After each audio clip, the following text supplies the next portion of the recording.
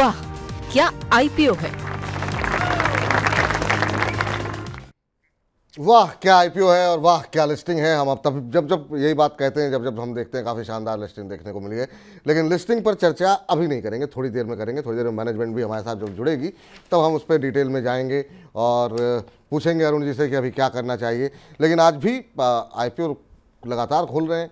आज एक और आईपीओ आ गया, तो अब जरा पूछते हैं शौर्य से कि वहाँ पर क्या प्रॉस्पेक्टस दिखाई दे रहे हैं, वहाँ पर क्या भविष्य दिखाई दे रहा है, कंपनी क्या करती है। तो आज़ाद कितनी आज़ादी दिलाएगा लोगों को? जी, आज़ाद इंजीनियरिंग में काफ़ी पॉजिटिव रिस्पांस नज़र आ रहा है ब्रोकर्स की तरफ से भी और सब्सक्रिप्शंस के आंकड़ों में भी। अगर हम आज़ाद इंजीनियरिंग के आईपीओ की डिटेल देखें तो 20 से 22 दिसंबर तक खुलेगा। इसका प्राइस बैंड है 499 से लेकर 524 रुपीज़ का। आईपीओ से 740 करोड़ जुटा रहे हैं, जिसमें से 240 करोड़ है फ्रेश इशू और ऑफर फॉर सेल है 500 करोड़ रुपीज़ का। आज 12:15 बजे तक ही 84% भर गया था और देखिए इसे 524 के प्राइस बैंड पे 440 रुपीज़ का ग्रे मार्केट में प्रीमियम मिल रहा है, यानी काफ़ी ज़बरदस्त प्रीमियम मिलता हुआ नजर आ रहा है। और उसको ब्रोकर्स ने भी कहा है कि लॉन्ग टर्म के लिए खरीद सकते हैं, क्योंकि है प्रिसीजन बिजनेस में एरोस्पेस किलिंग का मेरा काम होता है, उसके लिए प्रिसीजन कवर बनाना, और कहते हैं काफ़ी टेक्निकल बिजनेस है जिसमें बैरियर्स टू एंट्री होते हैं। तो इन कारणों की वजह से ब्रोकर्स पॉजिटिव है और सेम रिस्पॉन्स हमें इनके नंबरों में भी दिखाई देखने को। चलिए, तो ग्रे मार्केट के अंदर शानदार प्रीमियम है। जरा एक बार फिर से जरा ग्रे मार्केट प्रीमियम दिखा दीजिए, लेकिन इस पर ब्रोकर्स की राय भी आप देख लीजिए। चलिए, आपको बता दें कि यहाँ पर काफ़ी शानदार जो है ग्रे मार्केट के अंदर जो है प्रीमियम इस समय दिखाई दे रहा है और जिस तरीके का रिस्पांस मिल रहा है वो काफ़ी सकारात्मक रुझान है। कई सारी टिप्पणियाँ भी हमारे दर्शक कर रहे हैं और परवेज खोखर साहब कह रहे हैं कि आज़ाद इंजीनियरिंग का आईपीओ अप्लाई किया हुआ है, तो इन्होंने कर भी दिया। आज पहला ही दिन ही इन्होंने निवेश जो है वो कर दिया है। 240 करोड़ रुपए कंपनी की जुटाने की वजह से। चलिए आगे बढ़ते हैं। और ब्रोकर्स हम अभी आपको दिखा रहे थे कि वहाँ पर जो है काफ़ी पॉजिटिव है। रिलायंस सिक्योरिटीज़ का मानना ये है कि लंबी अवधि के लिए सब्सक्राइब करें। कैनरा बैंक कह रहा है सब्सक्राइब करें। निर्मल बैंक कह रहा है सब्सक्राइब करें। और स्वास्थ्य इन्वेस्टमेंट का मानना है लंबी अवधि के लिए आप यहाँ पर निवेश कर सकते हैं। सर, आज़ाद इंजीनियरिंग का आईपीओ, तमाम दर्शकों की टिप्पणी आनी शुरू हो गई है कि उन्होंने अप्लाई भी कर लिया है। आप कैसे देख रहे हैं? और जिस तरह का ग्रे मार्केट प्रीमियम है पहले ही दिन, सर सब में ग्रे मार्केट प्रीमियम इतना ज़बरदस्त कैसे देखने को मिल रहा है? ये ऐसा कभी कभी डर भी लगता है, इस तरह का यूफोरिया जब भी क्रिएट होता है उसका बाजार के अंदर एक बड़ी गिरावट हमने बीते दिनों में देखी है कि जब जब आईपीओ बाजार में बहुत बड़ा धमाका होने लगते हैं, सारे आईपीओ हिट होते हैं, फिर बाजार ये संकेत देने लगता है कि अब वो बाजार ठंडा होने वाला है। ऐसा कुछ तो नहीं हो रहा सर? बिल्कुल जी, आपने सही कहा। ग्रे मार्केट प्रीमियम्स को ही देख के आईपीओ सब्सक्रिप्शन आपको देखने को मिल रहा है, जो आपको मोती सन्स में भी नजर आया। इवन अभी भी जो आईपीओ चल रहे हैं उनके भी ग्रे मार्केट प्रीमियम्स काफी हाई है।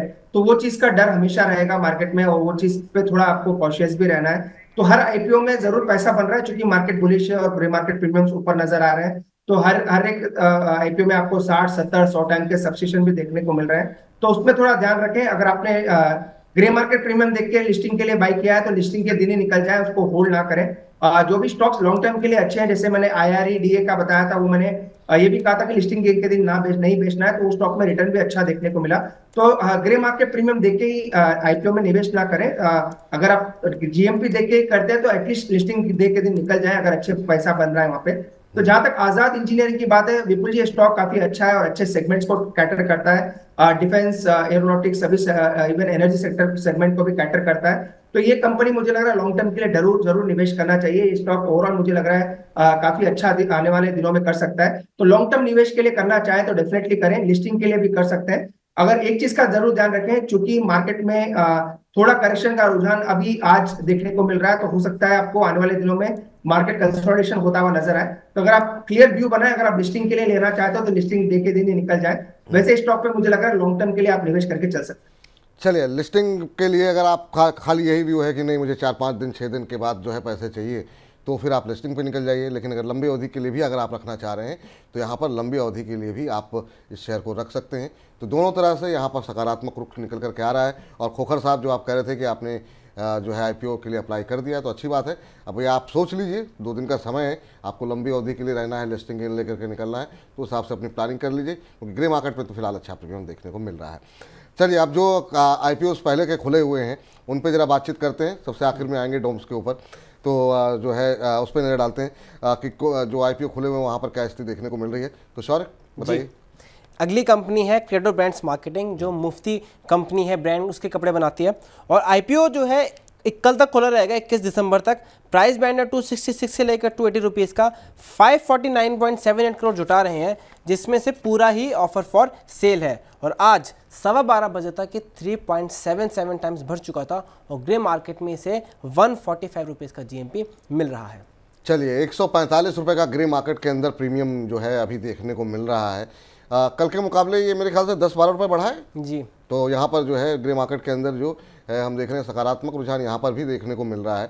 और आप सब्सक्रिप्शन के आंकड़े आप देख ही रहे हैं कि करीब 4.25 गुना से ज़्यादा बढ़ चुका है। और जो ब्रोकर्स की राय है वो भी आपकी स्क्रीन पर है। आनंद राठी कह रहे हैं कि सब्सक्राइब कीजिए, निर्मल बांग कह रहा है सब्सक्राइब कीजिए, स्टॉक बॉक्स कह रहा है सब्सक्राइब कीजिए, स्वास्थ्य का इन्वेस्टमार्ट का भी ये कहना है कि यहाँ पर आप सब्सक्राइब करके चल सकते हैं। क्रेडो ब्रांड सर, इनका ब्रांड जो मुफ्ती है काफ़ी पॉपुलर है और अभी आईपीओ लेकर के आए हैं। वैल्यूएशन कैसी लग रही है सर आपको इसकी? देखिए बिल्कुल जो वैल्यूएशंस कंफर्टेबल है, पर जिस हिसाब से मार्केट में वो इतने सारे आईपीओ आ रहे हैं तो विकल्प दूसरे काफी अच्छे नजर आ रहे हैं। तो हैप्पी फोर्जिंग मुझे लग रहा है वो एक अच्छा आईपीओ है निवेश करने के लिए। आजाद इंजीनियरिंग भी मुझे लग रहा है वहां पे भी लंबी अवधि के लिए निवेश करना चाहिए। इसलिए चूंकि विकल्प ज्यादा है तो वो आईपीओ मुझे लग रहा है वहां पे ज्यादा अच्छा पैसा बन सकता है और थोड़ा सेफ आप अपने इन्वेस्टमेंट को रख सकते हैं। क्रेडो में मार्केटिंग में मेरा कोई नेगेटिव नजरिया नहीं है, पर चूंकि चॉइसेस ज्यादा है तो इसलिए हैप्पी फोर्जिंग या फिर आजाद इंजीनियरिंग के साथ जाना ज्यादा बेहतर रहेगा। चलिए, तो विकल्प बहुत ज़्यादा हैं। अगर आपको सभी आईपीओ में लगाना है तो आप लगा सकते हैं यहाँ पर। ब्रोकर्स की राय हमने आपको बता दी। लेकिन जब आप कुछ चुनने हो कि भाई सीमित पैसे हैं, कुछ को छोड़ना पड़ेगा, कुछ में लगा सकते हैं, फिर आप इसको अवॉइड करके चल सकते हैं क्योंकि इससे बेहतर विकल्प जो है वो जो है बाज़ार में उपलब्ध है। और अभी चूँकि जिक्र यहाँ पर किया गया अरुण जी की तरफ से हैप्पी फोर्जिंग का, तो सॉरी हैप्पी फोर्जिंग के बारे में भी बता दीजिए, क्या कुछ आंकड़े कह रहे हैं? जी, हैप्पी फोर्जिंग में भी ज़्यादा अच्छा रिस्पांस देखने को मिल रहा है। आज 12:15 बजे तक 4.15 टाइम भर चुका था और इसे 850 के ऊपर इसे 444 रुपीज़ का जीएमपी मिल रहा है। और आईपीओ 1000 करोड़ के आसपास का, जिसमें से फ्रेश इशू है 400 करोड़ का। अब देखिए, जैसे भी बात करिए हैप्पी फोर्जिंग है, हमने देखा था आइनॉक्स की कल लिस्टिंग होने वाली है, पहले एडा थी। अधिकतर वो कंपनी अच्छा करते हुए नजर आ रही है शेयर मार्केट में जो मैन्युफैक्चरिंग सेक्टर को कैटर करती है। हमने वैसे भी ओवरऑल मैक्रो थीम ये देखा है कि मैन्युफैक्चरिंग सेक्टर जो इस टाइप की इन्वेस्टमेंट ज्यादा नजर आ रहा है। कंज्यूमर बैंक में डोम जैसे कुछ कंपनी है, जनरली मैन्युफैक्चरिंग सेक्टर में आईपीओ अच्छे नजर आ रहे हैं, उसके पूरा ओवरऑल आउटलुक वैसे देखने को मिल रहा है। अभी हैप्पी फोर्जिंग पे सर आपकी राय हमने सुनी, आपने हल्के में थोड़ी सी बातचीत की कि यहाँ पे जो है बेहतर विकल्प दिखाई दे रहा है। क्यों दिखाई दे रहा है, क्या वो कारण आपको दिखाई दे रहे हैं, वैल्यूएशन कैसी लग रही है, वो अगर आप डिटेल में हमारे दर्शकों को समझा सके तो। विपुल जी, एक तो फोर्जिंग बिजनेस जो है ये मुझे काफी अच्छा लग रहा है। इसका प्रॉस्पेक्ट्स इंडिया में काफी अच्छा है, क्योंकि मैन्युफैक्चरिंग और फोर्जिंग इंफ्रा ये जो सेक्टर है मुझे लग रहा है आने वाले दिनों में इसका बूम काफी रहेगा। और ये कंपनी अच्छे वैल्यूएशन से आ रही है, मैनेजमेंट अच्छा है और ओवरऑल बुक्स काफी स्ट्रॉन्ग है। तो मुझे लग रहा है इसीलिए स्टॉक में आपको अप्लाई करना चाहिए, लॉन्ग टर्म की नजरिए से अप्लाई करें। और लिस्टिंग गेन्स के लिए करना चाहते हैं तो वहां पे भी अपन आप अप्लाई करके चल सकते हैं। तो लिस्टिंग गेन्स और लॉन्ग टर्म दोनों के लिए स्टॉक काफी अच्छा लग रहा है, वैल्यूएशन कंफर्टेबल है। दो चीज जो अच्छी है, मैनेजमेंट काफी अच्छा है, प्लस ये बिजनेस फोर्जिंग का मुझे काफी अच्छा नजर आता है। तो दोनों ही वजह से स्टॉक में अप्लाई कर सकते हैं। क्लियर माइंड रखें, अगेन अगर आप लिस्टिंग के लिए कर रहे हैं तो लिस्टिंग देख के दिन ही निकल जाए, क्योंकि लिस्टिंग के बाद हो सकता है थोड़े बहुत फ्लक्चुएशन ज्यादा आपको नजर आ सकते हैं। इसलिए माइंड क्लियर रखें, या लिस्टिंग के लिए अप्लाई करते हैं तो उस दिन ही निकल जाए। लॉन्ग टर्म के लिए लग रहा है तो थोड़ा वोलेटिलिटी के तैयार रहे। वोलेटिलिटी के साथ साथ स्टॉक धीरे धीरे अच्छे रिटर्न आपको दे सकते हैं। चलिए आगे बढ़ते हैं, लेकिन आगे बढ़ने से पहले अरुण जी, हुआ क्या बाजार में, ऐसी क्या नज़र लग गई कि हमने जो शुरू मतलब जिस बात का हम लोग जिक्र कर रहे थे कि जिस तरह का यूफोरिया क्रिएट होता है तो एकदम से बाजार के अंदर बड़ा सेल ऑफ देखने को मिला है। आधे % से ज़्यादा की गिरावट अब निफ्टी के अंदर, सेंसेक्स निफ्टी दोनों में ही। आज बाजार ने नया हाई भी बनाया और उसके बाद से काफ़ी तेज़ी के साथ अब बाजार नीचे आता हुआ और 21,350 का स्तर अब देखने को मिल रहा है। ये सेल ऑफ क्या आपको लग रहा है थोड़ा गहराएगा सर आने वाले दिनों में? विपुल जी, सेल ऑफ काफी ब्रूटल रहा है। मैं अभी डेटा ही देख रहा था जैसे स्क्रीन पे था, तो मिड कैप्स में तो काफी बड़े करेक्शंस काफी स्टॉक्स में देखने को मिले। कुछ स्टॉक्स रिकवर भी हो चुके हैं, कुछ स्टॉक अभी भी रिकवरी बाकी है। तो ब्रूटल काफी सेल ऑफ नजर आ रहा है। एक चीज का जो असर आ रहा है डेफिनेटली निफ्टी की एक्सपायरी है। तो एक लेवल जब भी निफ्टी में ब्रीच होता है 21,400 या 500 का जो जब लेवल ब्रीच हुआ, तो जो भी पुट राइटर्स है उसकी वजह से ज्यादा सेलिंग देखने को मिली, तो उसका एक बड़ा असर जरूर है। सेकेंडली एक जो तभी आप कह सकते हैं जो डेटा है वो थोड़ा ओवरबॉट था। 62% मैंने शुरू में भी कहा, एफआईएस के डेटा 62% के आसपास है। तो वो एक वहां पे बताता है कि शॉर्ट कवरिंग की रैली यहाँ से आज ज्यादा देखने को नहीं मिलेगी। स्ट्रक्चर विपुल जी, अभी मैं रिपीट करता हूँ, स्ट्रक्चर अभी भी नेगेटिव नहीं है। 21,200 300 के आसपास अभी भी स्ट्रॉन्ग सपोर्ट जोन है, जो कि मैं शुरू में कहा उस रेंज अभी भी डिफेंड कर सकता है। पर जो मेरा जो मेजर कंसर्न है, जो लास्ट आधे घंटे में मैंने देखा है मिड कैप्स में काफी ब्रूटल सेल ऑफ है, तो अगर वहां पे ट्रेडिंग पोजीशंस है तो स्टॉप लॉसेस जरूर यूज करें, या लेवरेज में ले रखा है तो एक बार के स्टॉप लॉसेस जरूरी रिलीजियसली फॉलो करें, क्योंकि मार्केट में करेक्शन आता है तो नीचे के अच्छे लेवल्स आपको वापस बाई करने के लिए चांसेस मिल सकते हैं। तो मिड कैप्स में जरूर ध्यान रखें, करेक्शन आएगा तो थोड़ा ज्यादा डीप आ सकता है। ठीक है, मिड कैप में करेक्शन आएगा तो ज़्यादा बड़ा हो सकता है, स्टॉप लॉस को बहुत ध्यान से फॉलो करें, और अभी भी बाजार का स्ट्रक्चर कमज़ोर बहुत ज़्यादा नहीं है, जो है 321 200 के आसपास एक सपोर्ट जो है वहाँ पर बना हुआ है, तो नीचे आता है तो वहाँ पे आप खरीदारी की अपॉर्चुनिटी आपको मिल सकती है, तो इसलिए बहुत ज़्यादा पैनिक करने की आवश्यकता नहीं है। एक तरफा बाजार चला भी था तो थोड़ी बहुत प्रॉफिट बुकिंग, थोड़ी बहुत यहाँ पर मंदी जो है वो देखने को मिल सकती है। चलिए आगे बढ़ते हैं और अगली कंपनी का रुख करते हैं। सॉरी जी, अगली कंपनी है आरबीजेड ज्वेलर्स। ये आईपीओ भी 21 दिसंबर तक खुला रहेगा। प्राइस बैंड है 95 से लेके 100 रुपीज़ पर शेयर का, और कंपनी 100 करोड़ जुटा रही है, जो पूरा ही फ्रेश इशू है, और ये आज 20 दिसंबर को 12:15 बजे तक 4 गुना ज़्यादा बढ़ चुका था। जीएमपी चल रहा है इसका 30 रुपीज़ पर शेयर का। चलिए, तो आरबीजेड ज्वेलर्स सर, यहाँ पर हमने देखा कि उस तरीके का रुझान नहीं देखने को मिल रहा है। दो ज्वेलर्स कंपनियाँ जुड़ी हुई हैं इस समय, तो फार्मा, ज्वेलरी, हर तरह के सेक्टर जो है हम देख रहे हैं कि आते हुए दिखाई दे रहे हैं। तो यहाँ पर हम देख रहे हैं कि आरबीजेड ज्वेलर्स को उस तरीके का रिस्पांस नहीं मिल रहा है। इसके पीछे क्या रीज़न मानते हैं? क्या इस सेक्टर को लेकर के कंसर्न है? पर अगर इस सेक्टर को लेकर कंसर्न है तो मोती सन्स को इतना अच्छा रिस्पांस क्यों मिल रहा है? आपकी क्या राय रहेगी? देखिए विपुल जी, सेक्टर को लेकर कंसर्न नहीं है, पर कंपनी टू कंपनी थोड़ा डिफरेंस आप कह सकते हैं वैल्यूएशंस में भी आ सकता है, और ज्यादा विकल्प ज्यादा खुले हैं तो वो भी एक कह सकते हैं वहां पे ज्यादा पैसा आपको नजर आ रहा है। इसलिए मैंने शुरू में कहा विकल्प काफी ज्यादा है, तो 1 से 2 आईपीओ को चुने, वो एक बेटर अपॉर्चुनिटी रहेगी। अगेन मैं रिपीट कर देता हूँ, हैप्पी फोर्जिंग और आजाद इंजीनियरिंग, यहाँ पे ओवरऑल आईपीओ में हमारी सलाह ज्यादा है कि वहां पे आप अप्लाई करें, अगर आप 2 ही आईपीओ अप्लाई करना चाहते हैं। मोती सन्स डेफिनेटली एक बड़ा आप कह सकते हैं, जीएमपी काफी ज्यादा है, उसको देख के काफी सब्सिशन वहां देखने को मिला, तो लेकिन वहां पे मेरी फिलहाल आप कह सकते हैं अप्लाई करने की सलाह नहीं है, क्योंकि दूसरे विकल्प खुले हैं। इसलिए आजाद इंजीनियरिंग या हैप्पी फोर्जिंग वो बेटर अपॉर्चुनिटी, वो बेटर विकल्प रह सकते हैं। एटलीस्ट लॉन्ग टर्म के लिए भी मुझे लग रहा है वहां पे ज्यादा अच्छा पैसा फंस। चलो, तो इतने सारे जो आईपीओ खुले हुए हैं उनमें जो है अगर आपको 1-2 ही चुनना हो तो आज़ाद इंजीनियरिंग और हैप्पी फोर्जिंग, अभी जो आईपीओस खुले हुए हैं वो ज़्यादा अच्छे लग रहे हैं। लेकिन जरा मोती सन्स के बारे में भी जरा नंबर्स क्या चल रहे हैं वो जान लेते हैं। हालांकि राय तो अरुण जी की आ गई, लेकिन दोबारा एक बार राय लेते थे क्या जी। मोती सन्स में सब्सक्रिप्शन के आंकड़े देखें तो 80 गुना सब्सक्राइब हो चुका है, और इसका प्राइस बैंड है 52 से लेकर 55 रुपीज़ का, लेकिन ग्रे मार्केट में इसका प्रीमियम चल रहा है 78 रुपीज़ पर शेयर का। वैसे देखा जाए थोड़ा भी कम होता हुआ नजर आया इसका कुछ दिनों में जीएमपी कम होता हुआ दिखाई दिया है, लेकिन 52 रुपये पे अगर 78 रुपये का जीएमपी है तो मतलब आप सोच लीजिए कि मतलब किस तरीके का लिस्टिंग गेन यहाँ पर आता हुआ दिखाई देगा। तो सर ये मतलब इतना उत्साह छोटी कंपनी के लिए मतलब क्यों देखने को मिल रहा है? आपको क्या कारण दिखाई दे रहा है? बिल्कुल जी, ग्रे मार्केट प्रीमियम ही एक वो कारण है जहां से आपको मुझे लग रहा है वहां पे एक बेटर रुझान देखने को मिल रहा है कि ज्यादा लोग इसमें रुचि नजर आ रही है। ग्रे मार्केट प्रीमियम डबल या जो 200 गुना 150 गुना 200% 150% बता रहा है, इसका कोई रीजन मुझे पता नहीं है, पर चूंकि आईपीओ का बूम है और छोटे टिकट साइज का आईपीओ है तो उसकी वजह से भी थोड़ा आपको इसमें बड़ा रुझान रिटेलर्स या सभी पार्टिसिपेंट्स की तरफ से नजर आ रहा है। इसलिए अगेन मैं वही रिपीट करता हूँ, इसलिए ज्यादा विकल्प खुले हैं तो दूसरे आईपीओ में ज्यादा बेटर अप्लाई करने की सलाह रहेगी। तो इस स्टॉक में अगर आपने ऑलरेडी अप्लाई कर दिया है तो फिर लिस्टिंग गेन्स के दिन निकल जाए। फ्रेश एप्लीकेशन मुझे लग रहा है दूसरे आईपीओ में ज्यादा अच्छे रिटर्न्स आपको देखने को मिल सकते हैं, जो कि थोड़ा सेफर साइड रहे। अगर अप्लाई कर दिया है तो फिर लिस्टिंग जिस दिन हो रही है उस दिन लिस्टिंग लेकर के निकल जाए। और ये मैंने देखा ज़्यादातर लोगों का मानना यही है कि अगर आप रिस्क लेना चाहते हैं तो ही यहाँ पर पैसे लगाएं और लिस्टिंग लेकर के निकल जाएं। ये फिलहाल रहा है यहाँ पर, एक जनरल व्यू यहाँ पर निकल करके आता हुआ। सॉरी, कंप्लीट हो गए आपके सारे आईपीओ? जी, अभी 2 और बचे हैं। 2 और बचे हैं, चलिए आगे बढ़िए जी। पहला है सूरज एस्टेट डेवलपर्स, उसका आज आखिरी दिन है और वो आज 12:15 बजे तक 4.3 टाइम्स बढ़ चुका था। आईपीओ 400 करोड़ का है, पूरा ही फ्रेश इशू है, और इसे 360 के अपर प्राइस बैंड पे 70 रुपीज़ का जीएमपी मिल रहा है।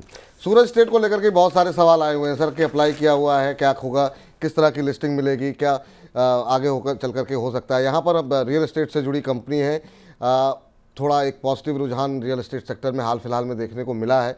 अभी क्या स्थिति आपको सूरज स्टेट को लेकर के लग रही है? यहाँ पर थोड़ा सा सुस्त माहौल देखने को मिला है बाकी आईपीओस के मुकाबले, इसकी क्या वजह आप मानते हैं?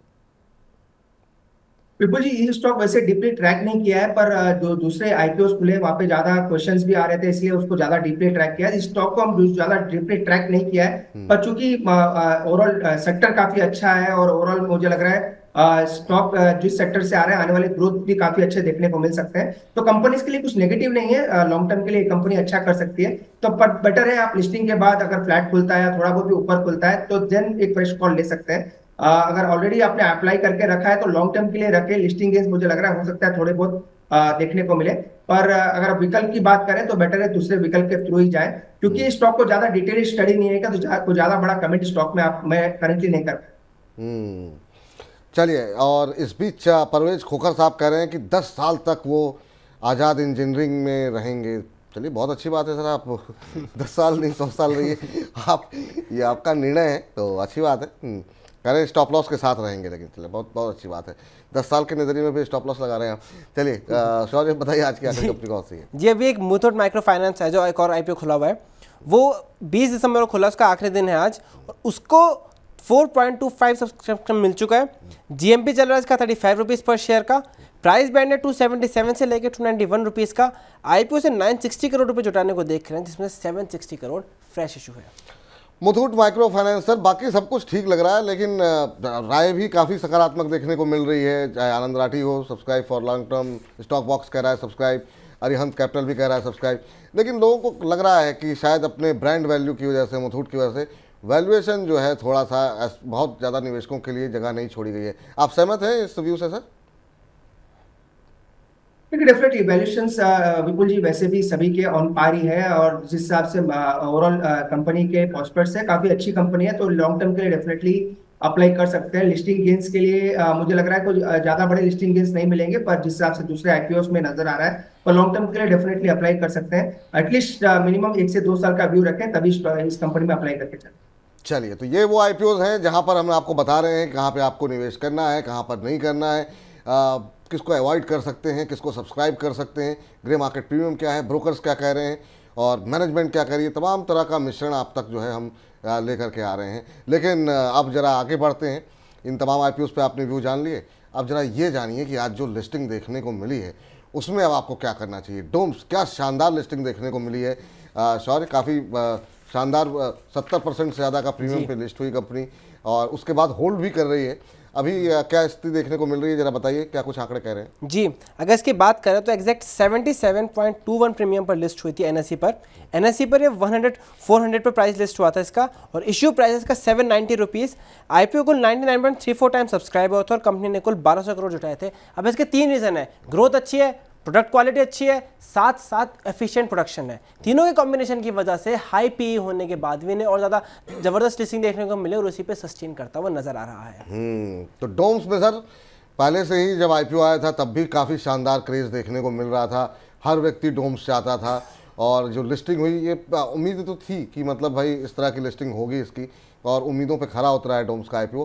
पर इस तरह की लिस्टिंग के बाद जिनको नहीं मिले हैं, क्योंकि बड़ी संख्या में ओवर सब्सक्राइब हुआ था, तो निश्चित रूप से जो है काफ़ी लोग ऐसे होंगे जो लोग लेना चाह रहे होंगे।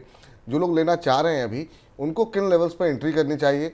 जिनको मिल गया है और लिस्टिंग गेन लेके नहीं निकले हैं, अभी भी होल्ड जिनके पास है शेयर, क्या उनको अभी रुकना चाहिए? कितने समय तक रुकना चाहिए? क्या सलाह रहेगी डोम्स पर आपकी?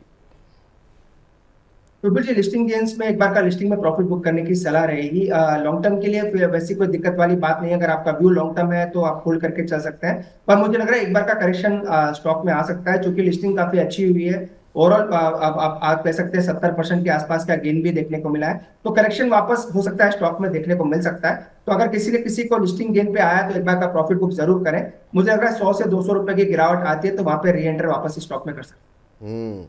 तो अगर आपका बहुत लंबी अवधि का नज़रिया नहीं है तो एक बार के लिए प्रॉफिट बुक कीजिए, पैसे घर पे लेकर के आइए, और जब इतना बढ़ गया है तो कभी गिरेगा भी, जब नीचे गिरेगा तो दोबारा ले लीजिएगा, फिर आप चाहे जितने लंबे समय तक उसको होल्ड करके रख सकते हैं अगर आपका लॉन्ग टर्म का व्यू है। तो एक बार जो बाजार के अंदर जो यूफोरिया बना हुआ है वो थोड़ा ठंडा होने दीजिए, उसके बाद एंट्री करेंगे तो ज़्यादा सही स्ट्रेटजी रहेगी। दूसरी लिस्टिंग जो है हमने देखी, वहाँ पर भी सॉरी अगर हम देखें इतना तो नहीं, लेकिन तभी 20-25% का प्रीमियम वहाँ भी देखने को मिला। जी बिल्कुल, इंडिया शेल्टर फाइनेंस में हमें 25.76% का प्रीमियम देखने को मिला है। इसका इश्यू प्राइस था 493 रुपीज़ और NSE पर है 620 रुपीज़ पर लिस्ट होता हुआ नजर आया है। IPO के टाइम 38.59 टाइम सब्सक्राइब हुआ था और IPO से कंपनी ने कुल 1200 करोड़ रुपए जुटाए थे। जी, तो चलिए इंडिया शेल्टर फाइनेंस पे जो है खरीदारी की सलाह है और यहाँ पर जो है आनंद राठी कह रहे हैं कि लंबी अवधि के लिए सब्सक्राइब करें। SBI की तरफ से कहा गया था कि लंबी अवधि के लिए सब्सक्राइब करें। जियोजित फाइनेंशियल की तरफ से जो है छोटी अवधि के लिए सब्सक्राइब करने की सलाह दी गई थी। सर, ये एक इंडिया शेल्टर फाइनेंस जो है कैसी कंपनी लग रही है आपको? क्योंकि बहुत सारे ब्रोकरेज ने कहा था कि इसको लॉन्ग टर्म के लिए रखा जा सकता है। क्या वाकई में इसको लंबी अवधि के लिए रखना चाहिए? और जो 20-25% का प्रीमियम मिल रहा है उसके बाद भी क्या यहाँ पर फ्रेश एंट्री की जा सकती है? बिल्कुल जी, मेरे ख्याल से लिस्टिंग गेन्स पर निकल जाना ज्यादा बेटर रहेगा। वो एक बेटर स्ट्रैटेजी अगर किसी ने आया। फ्रेश बाई की खरीदारी क्लियरली नहीं है, क्योंकि इससे बेहतर इसी सेक्टर में मुझे लग रहा है इसके एलाइड सेक्टर्स काफी अच्छा कर सकते हैं, जो कि प्योरली हाउसिंग फाइनेंस में है और सभी क्षेत्र में नजर आते हैं। LIC housing finance, PNB housing finance हो गया, तो वहां पे ज्यादा बेहतर विकल्प हो सकते हैं। तो जिसको आए हैं एक बार का प्रॉफिट बुक कर सकते हैं। फ्रेश खरीदारी की राय भी नहीं है, तो अगर इसी सेक्टर में रहना है तो दूसरे हाउसिंग फाइनेंस कंपनीज में मुझे लग रहा है वो एक ज्यादा सेफर बेट है। ठीक, इसी सेक्टर में रहना है तो बाकी ज़्यादा जो इनके पीयर कंपनीज है वहाँ पर आपको ज़्यादा बेहतर विकल्प दिखाई दे सकते हैं। सर, एक और लिस्टिंग होनी है और उसको लेकर के हमारे पास बहुत सारे सवाल आए हैं। हार्दिक वेगात जी पूछ रहे हैं आइनॉक्स इंडिया अलॉट हुआ है, क्या करें, होल्ड करें या प्रॉफिट बुक करें?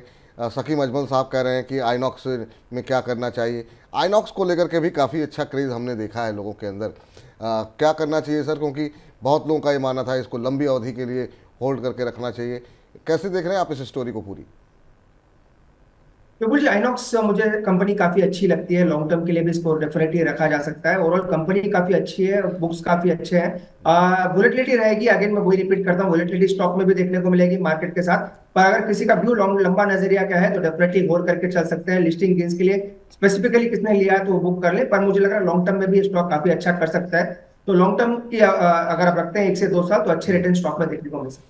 ठीक, तो अजमल साहब आपके लिए भी राय यही रहेगी और जो है बाकी जो हमारे दर्शक हार्दिक जी थे उनके लिए भी यही राय रहेगी कि अगर आपको लिस्टिंग पे निकलना है तो आप निकल सकते हैं अगर अच्छा प्रीमियम मिल रहा है, और अगर आपका नज़रिया लंबी अवधि के लिए आपने सोचा हुआ है तो आप उसे होल्ड करके भी रख सकते हैं। तो अब वॉल्टिलिटी रहेगी क्योंकि शेयर जब बाजार में आएगा तो या तो उतार होगा या चढ़ाव होगा, कुछ तो होगा ही। तो उस वॉल्टिलिटी के लिए लेकिन मानसिक रूप से आप तैयार रहिए। जरूरत है पैसे की तो एक बार बेच दीजिए, जैसे आपकी रणनीति सही लगे उस रणनीति के साथ आप लोग कामकाज कीजिए।